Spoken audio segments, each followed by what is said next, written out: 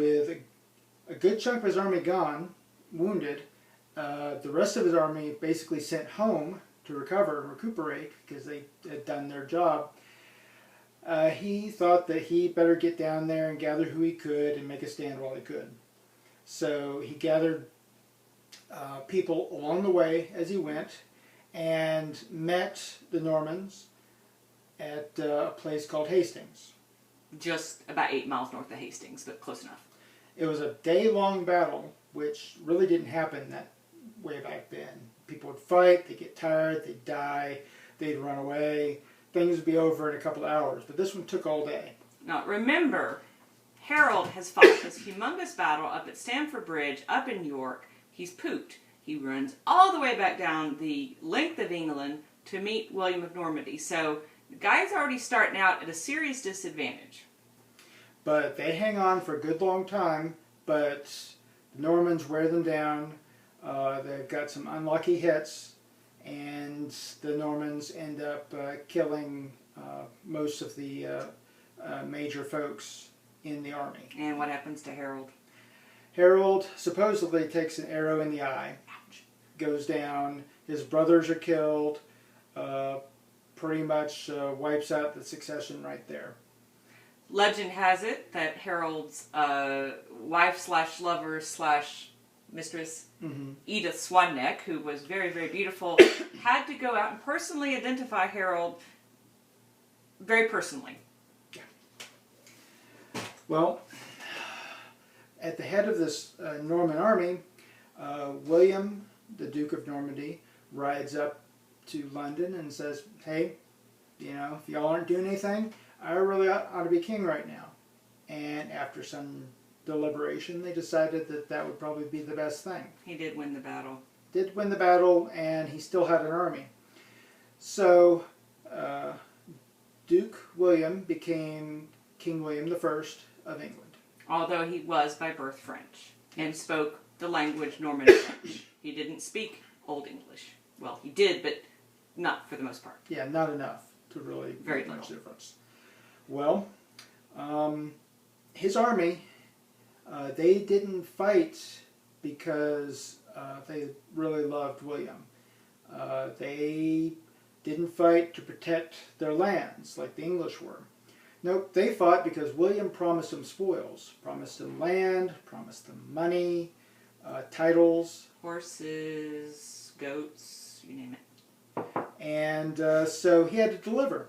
And, well, all the land was pretty much occupied except for the vacancies left by all the dead nobles in Hastings and York. So, long story short, most of the nobility suddenly became French. Ta-da! And the nobles spoke French. Spoke French. So, and you start getting some interesting things happening that have come down to us to this day. You've got English, which is a Germanic language, and then you get French, which is a Romantic language. It's derived from Latin.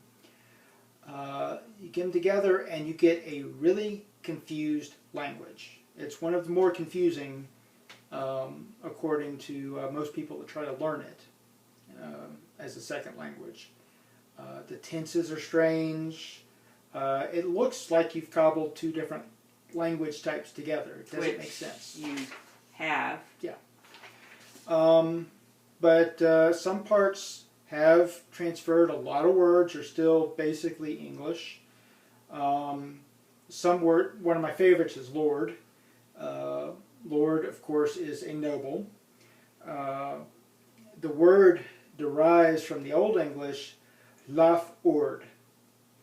Laf is a loaf or a loaf of bread, and ord is, you know, an armed man, a leader type thing. So, laford is loaf warden.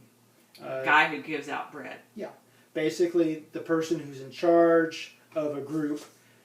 He runs everything. He decides who gets to eat, and he protects the food. You want to be with the Lawford because he's the guy who's giving you the food. That's important. Yeah. Yeah, they didn't have bonuses and fancy cars and things like that back then. Bread's good. Bread's good. Land is power.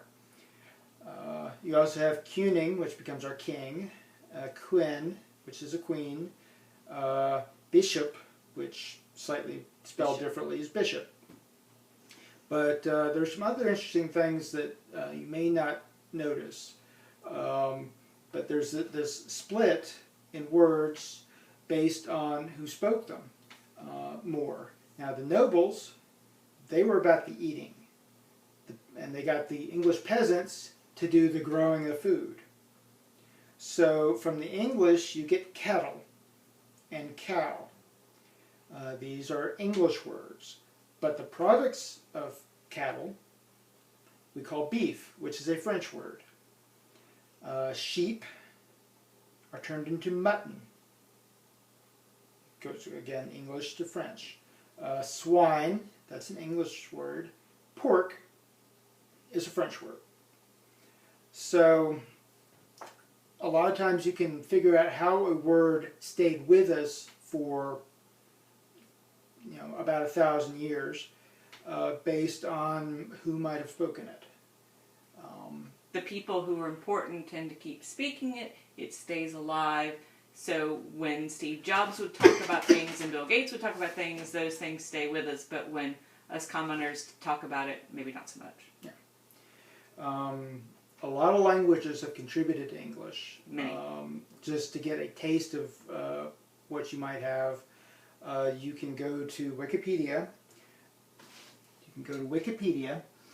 And look under lists of English words by country or language of origin. Pajamas, for example. So you can find words that are Scandinavian, words that are Japanese, words that are Spanish, Italian, Arabic, Indian, all sorts of things.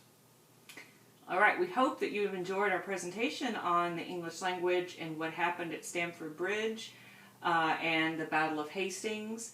And I always give them a bonus. What should their bonus be for this one? Where was King Harold struck down? You mean the place or the body part? Body part. The alga, his eye. Ouch. So if you write eyeball or King Harold's eye or something like that on your exam, that's going to be worth a bonus point for you. Thank you, Mr. Martington, for your assistance this evening. Not at all.